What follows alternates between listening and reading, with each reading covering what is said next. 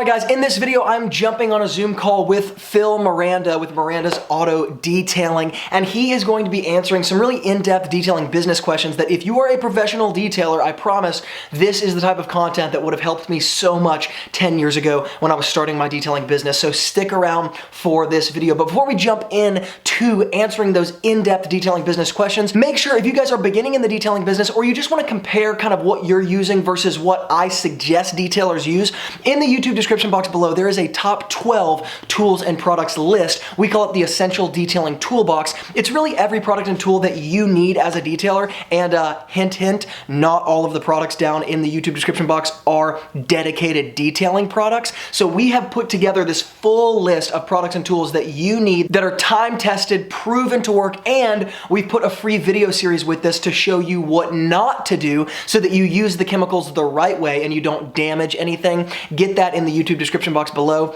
and let's get into the video. Okay, Phil, this is round 2 that we have now, and so I'm gonna just like I did last time, I'm gonna dive into some really specific detailing questions. But Phil, what we were just talking about for everybody watching is, you know, we like to make these videos together for the guys who are kind of in their first year of detailing, who are just figuring out laying the foundation, or maybe you've been trying for a long time and it's just nothing is really taking. And so these videos can be really helpful where I kind of ask Phil questions as I would as a beginner, and he can answer them based on his experience and kind of being on the other side of building a successful detailing business. So Phil, let me get into my first question here. When you're in the beginning stages, one of the things that people constantly ask is, how do I know how to price my details and how to communicate that price to somebody who's calling me? So can you shed some light on that subject as a whole? Yeah, that's a great question, because that's a challenge that people have right off the bat, is trying to figure out the pricing. I'll tell you what I did, and there's some pros and cons to it, but you know, I learned along the way, and I think it's a learning process for everyone anyway. Even if they get good advice, you may try it and it may kind of fail, or it may be good. So take all of this advice with a grain of salt and see how it applies in your demographic and situation. But for us, we started from scratch when we first moved to Richmond, and it was, just a little dinky mobile business. And then in my mind, I'm like, hey, we can make money, washing and vacuuming cars for like $25-30 in my mind, because I had done some research and saw some other detailers in the area doing that. I figured, hey, it must be good, so let's give it a try. And that's what we did. So those were our prices from the beginning. And when I first designed our website, like, that was at the top was the basic wash, $25. It starts at $25, and what it all includes. And it looked good. It looked like, oh, you have all of that for $25. You should be able to get tons of customers. Didn't really pan out that way. So we would go to those, those parking lot areas and those businesses and business parks, and try to drum up business that way. But we quickly found out that, like I talked about last time, that really wasn't the way to go. So I'm like, trying to figure out, okay, well, where does the price need to be? What type of service do we need to offer to get to a price that is substantial, that we're actually making a profit? So it was a learning process. And I even talked to a couple of detailers back then about what I should do. And what they told me was great advice, but it was scary for a guy starting out in the first year, is get rid of the basic wash and go with full details only. And looking back on it now, it's correct. It's right. Right. That's the way to go. Right. It's scary to do that, but that truly is the natural progression that a detailer Right. should be going in the direction of. So let's say that I'm in the beginning stages and I'm trying to figure out, I see what other detailers are putting their prices at, but practically speaking, when somebody calls me or when I'm talking to a customer for the first time, they kind of rattle off, hey, my car is this, that, and the other. I want this, that, XYZ done. How does the detailer think about what price to present to them? Because that's often what happens. It's like the customer rattles off a bunch of stuff, And then the detailer is kind of left to, what I found in my experience is, as you get more experienced, you realize you kind of figure out how to categorize things in your head, and you kind of take what the customer is saying and you say, hey, it sounds like this is what is going to be a fit for you, and here's why, and here's what it costs. But how did you do that, I guess, in the beginning? Because you get a lot of information from the customer, and a lot of detailers I've found get kind of intimidated by that. And they're like, well, do you want a full detail with the carpet shampoo? And it's like, the customer doesn't know how to answer that exactly. They're just telling you their problem. I don't know. Does that make sense? Yeah, it does. I still get customers doing that to this day. And of course, now it's easier because of just experience and time saying what I need to say. But yeah, in the beginning, that's how I learned how to put the packages together, was from the customers saying what they wanted. So I learned, okay, many customers, they want the whole shebang, they want the whole thing, but they don't know exactly how much it's going to cost. And they're afraid if they tell you too much, it's going to be too expensive. Or if they don't tell you enough, then it's going to be too expensive. So it's an interesting balance of getting the customer to at least explain things, and say what they want. And then I'll ask the questions, of how bad is it? You kind of qualify them with all those different questions. And Right. and at first I didn't know how to do that, but eventually that kind of comes with practice. Right. But that did teach me to build the packages. So I eventually would phase out certain packages that were like, nobody's asking for that stuff. Why am I even offering it? And just offer a full detail service, like one of the top ones that included pretty much everything that I had heard all the customers wanted. Right. And from there, you can either take something away or replace something, if need be. But yeah, a customer would say, hey, I need this, this, and this, and this, and this. And I'd say, perfect. We have a package that's designed just for that. Right. And I would say, it's my diamond service, the full detail, and I would explain what it all has. Eventually, you come to the point where you will build a package that is just right for your demographic. I think it's going to change a little bit, depending on where you are, but for the most part, a couple of months of talking to people, you're going to realize this is what people want. Build a package specifically for that. And again, you're gonna have to start a price at somewhere. You kind of compare Right. it to other places around you and find that perfect balance of Right. price. And then you can go up or down from there with your price. Right. But yeah, it was definitely like at least a good year before I streamlined all the packages. Like on my website, I used to have like 10 different packages. It was so Yeah. confusing. It was so much. Yeah. And yeah, come to I find think out. that's yeah, exactly. That's a big temptation is, here's kind of the way I think about it. Customers have a ton of problems, and you can often address 20 different problems with the same one solution.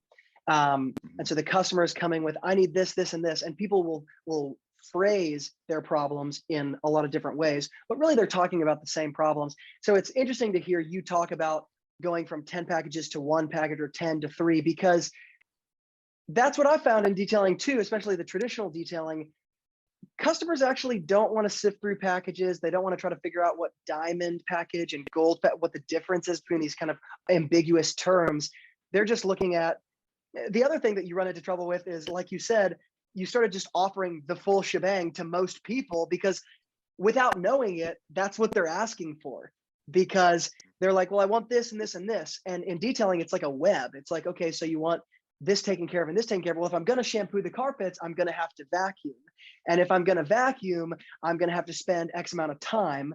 So it's just like, it's all interconnected. And so you kind of become good as the detailer of saying, hey, here's the solution that's right for you. Here's why it's right for you. Here's how much it's going to cost, and here's why. And when you do that in that kind of step-by-step way, the customer tends to say, oh yeah, that makes sense. That makes sense. Yes, that is what I want. Yes, that is what I'm saying. So I relate to you with what you're saying. Yeah. So let me ask you another common question kind of around that. When you're in the beginning stage, just like you don't have a framework for pricing, you often don't have a framework for how much time something is going to take. And so you think to yourself, how do I tell the customer how much time this detail is going to take? Any advice, just kind of, I know it's open-ended, but it's a common question Mhm. I get. Yeah, that's a very interesting one because it's almost like exercising and working out. Not to say that I really work out, but I've seen people do it. But I know it exists. the analogy fits. The analogy and the principle fits is like your gains and everything, and like working out. The first time you do it, it's going to be so awkward. It's so weird. You don't know what to do, and your body is like, I don't know why you're lifting this weight and doing this. But eventually, you understand, and then everything kind of falls into place. You're like, yes, okay. Then you start seeing the progress. So with detailing, and especially when you're dealing with disgusting vehicles, which if you're new, you're going to deal with those. You just have to. Again, it's just kind of like an initiation. You have to do those vehicles. But I tell people, don't view it like you're going to lose all this money and time and everything, because those jobs can actually help you really streamline your process. Like cut your teeth on those jobs first so that you know how to deal with them. And our first year, we were doing, like I had mentioned before, doing the Groupons and everything. We had to learn how to work extremely fast. And of course, the Groupon customers had the worst vehicles. Yeah. So we're doing these like sort of basic details, as basic as we can do it in that time span. And we just really streamlined our process so well. We learned how to work very efficiently, very fast, dealing and problem solving with difficult carpets, and all of that crazy stuff. But once you cut your teeth on that, like say in the first 6 months to a year, you will learn how to really streamline your process, so much so that you will be able to time things. You'll be able to look at something and be like, that'll take me an hour, or that's going to take me 3 hours. Yeah. And you'll be able to gauge, but that does take time. You can't do it right off the bat. Totally. But once you improve your process, you'll know exactly what you'll be able to do as far as time wise. It's very hard to tell someone, a new person, that it's going to take you X amount of hours, because you just don't Right. know how that person works too, like that Right. detailer. Totally. Totally. So in that same vein, one of the things that I think beginners, one of the constant stumbling blocks is they always feel like they're doing things too slowly. So it's just like Mm. they're always like, how do I speed up? How do I speed up? I'm moving too slow. Did you Mhm. experience any of that in your own detailing business? And what have you done that has contributed to, let's just say, the ambiguous, speeding up my details?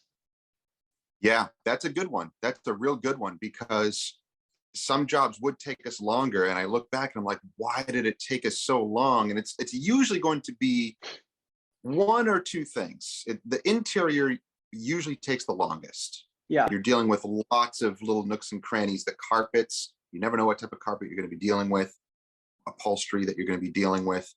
I have found something really interesting, that when you are doing carpets and upholstery, and it's literally this close to your face, you're going to see every single particle, every little thing, every little defect in this little like square area. And you're going to be like brushing and vacuuming that little area for like 30 minutes, which Right. is really bad. That's where all your time wasting is.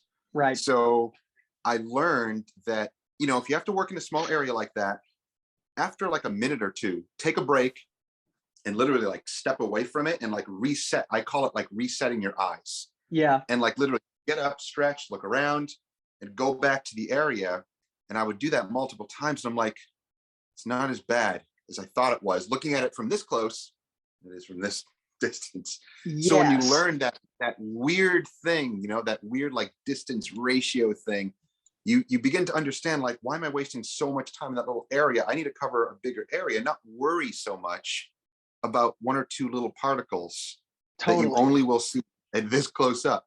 Once you understand that, you'll be able to speed up, because you're not so hyper focused on Yeah. something that really is not going to matter and no one else is going to see. It's so funny. So it That is like, Yeah. so that is my exact experience. is what you just described. And what I find most people experience who are really detailed people. And it's almost like a grief process. Like you have to convince people to accept that they have to stop and move Yeah. on. It's like first they're angry and then they're bartering. And it's like you got to get to acceptance. And what you just Yeah. said, I that's exactly how I would have worded it.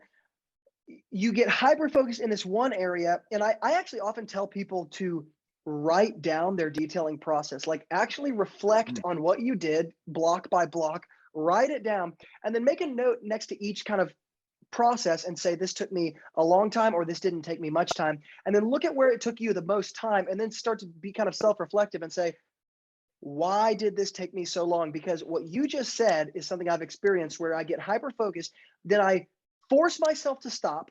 I move on and I detail the rest of the car. Then, when I take a look at the car as a whole after it's completely done, I don't even see where I was within that one spot. So it's like the whole is greater than the sum of the parts in some ways. It's like it Yeah. masks this weird hypervigilance that everybody seems to have. But that is, I think, where most people waste their time, is what you just described. It's Yes. almost 100% that Exactly. way. Exactly. And it can happen on the exterior too. That happens with, with polishing and paint correction, Right. that someone will hyper focus on that one little area. You got to look at the whole, and the customer's not going to see it. There's no Right. way. You have all your Right. lights. No customer is going to do that. So yeah, same goes with the outside, but the interior, man, people can waste so much time on the interiors. Totally. It's like every Yeah. detailer has this like inner monologue that's telling them how they're missing all this stuff and they're not doing it well enough. And then they get home and their customer texts them and leaves them like this glowing review. And they're like, wow, for the last 5 hours, I've been talking about how terribly this was going to go. And now I have this 5-star review of this person saying, I want to be on a maintenance schedule. And you're like, Yeah. interesting disconnect there. I Yeah. know. I know. It's like it's definitely a love-hate relationship, with detailing, because of that Right. exact thing. Like we are our worst critics. Right. We don't need haters. We don't need bullies. We do it to ourselves a lot. Yeah. Yeah. So yeah, Totally. that's why we hate to hear it from others. We're like, yeah, I know Yeah. already. Yeah. If any of you guys are feeling bad about your detailing ability, just go to TikTok, look up Wilson Auto Detailing, and just read through some of the comments. Okay. It'll make you feel really good about yourself. All right. Yeah, It is a exactly. psychological cesspool over there. Okay. So Yeah. let's see. My next question here.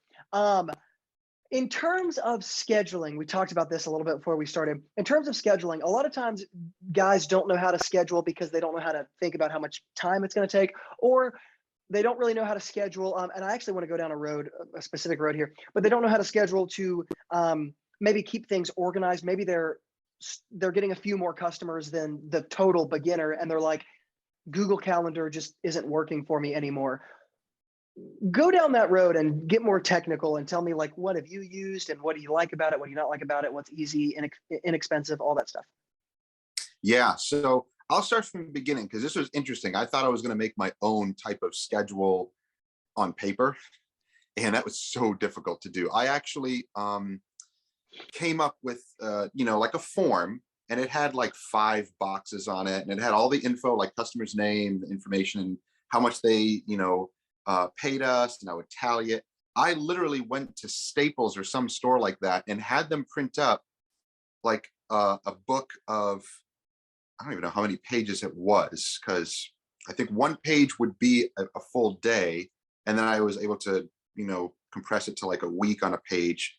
Anyway, it was like a thick booklet, actually ring bound, that I did for 1 year. And it worked, but it was paper, it was sloppy, and I'm like, I had to track everything and look at it. Was a big mess. Right. So I transitioned from that to using just my calendar, my Google Calendar, and that was better, way better, because then I could track stuff down. I would put in the notes, the vehicle or whatever extra notes, and then I could search stuff, and that was way easier. Great. But then it was hard to like total my numbers for the year. I wasn't using QuickBooks or anything like that. Like, I'm starting to implement that a little bit more. But eventually, now we use Square Appointments. And there's many other CRMs out there, some that are dedicated to detailing. They're a little bit pricier, but they do more. So if you like to get super technical about all your numbers and everything, you can choose to do that. But Square Appointments was one that we still use, we love. We've been using them for like 8+ years. And it just works. And as far as keeping track of all of your totals, all of your cash, your cards, your everything, your invoices, your estimates, all of your customers, you can do email campaigns, you can do a lot with that.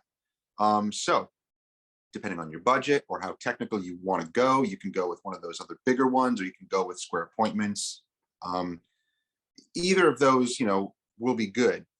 But Right. if you're a beginner, start with something small. Don't get too technical because it'll drive you nuts. And you don't want to be tied into something, a big payment a month, or you paid for the Sure. whole year and you're like not even using it. So start with something small. Square Appointments is cheap enough.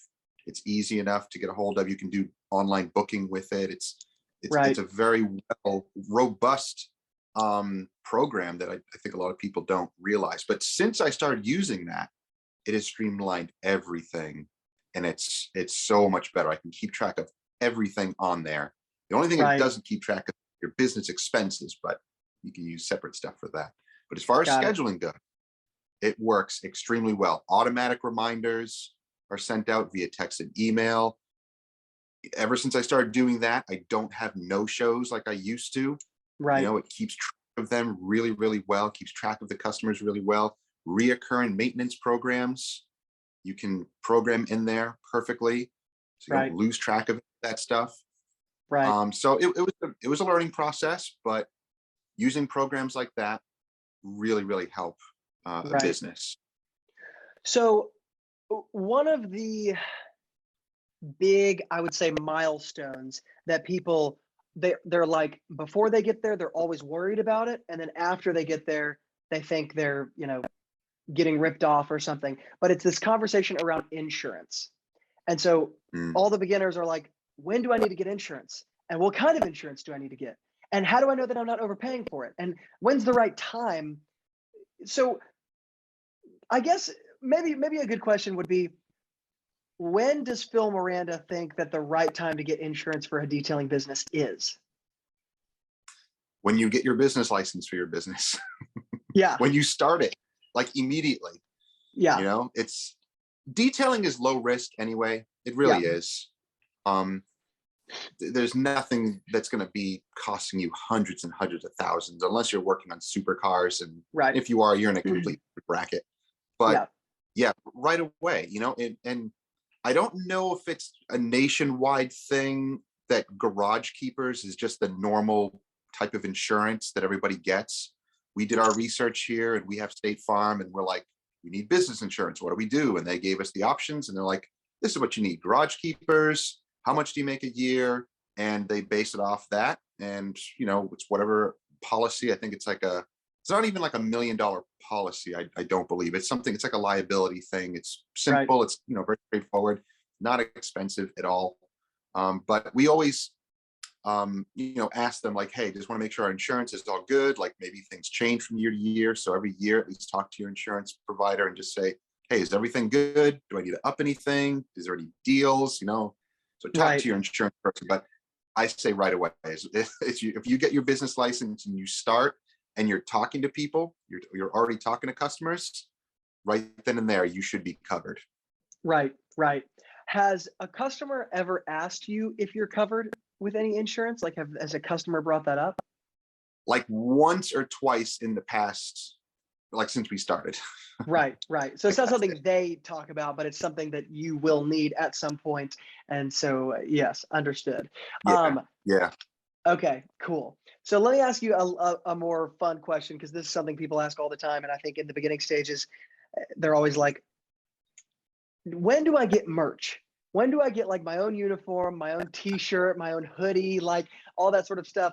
When did you start thinking about that? Was it right away? How did you do it? Did you just go to a local place? Like, give me the logistics, because it, generally speaking, it's easiest to do things like this at a local place, but I'm curious to know what you did. Yeah. It was funny the way that we started. We were so dirt poor. Like we were so in debt. Like I did not have any budget for anything crazy, like getting nice Right. t-shirts and all that. So here's what we did. We would go to thrift stores because we're big thrift store people anyway, and we'd get the nice polos, and I think I had got my business cards from Vistaprint at the time, and I chose like one of their little, the typical little like shield logo with a little car in it and a logo on there. So what I did, this is so funny.